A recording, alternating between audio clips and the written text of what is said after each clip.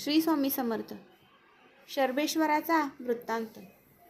प्रवास करीत मार्गात श्रीपाद प्रभूंच्या भक्तांकडून आदरातिथ्य स्वीकारत शंकरभट्ट व धर्मगुप्त एका गावात पोहोचले.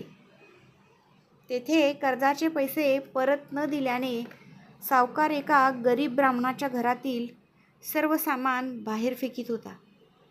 आम्हाला त्या ब्राह्मणाची कीव आली. निर्धन असूनही शंकरभट्ट म्हणाले, याला 2 महिन्यांचा अवधी द्या. त्याचे कर्ज फेडण्याची जबाबदारी माझी.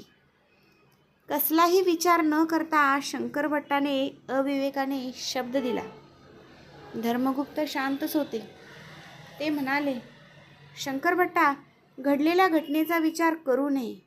झालेल्या, होत असलेल्या व पुढे होणाऱ्या घटना या सर्व प्रभूंचीच लीला आहे. सावकाराने ते मान्य केले. प्रभूंवरील भक्ती अशा परिस्थितीत दृढ होते किंवा मानव भक्तिरहित होतो.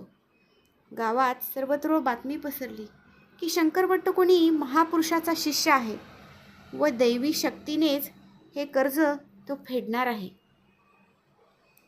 ते मोठी ज्योतिषी आहेत असा प्रचार सर्वत्र झाला.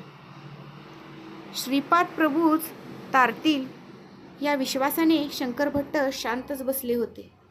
नारायणाचे भक्त ज्या शब्दांचा प्रयोग करतात त्या शब्दांना खरे करण्याची जबाबदारी ही नारायणाचीच असते. श्री स्वामी समर्थ. श्रीपाद राजम शरणम प्रपद्ये. श्री गुरुदेव दत्त.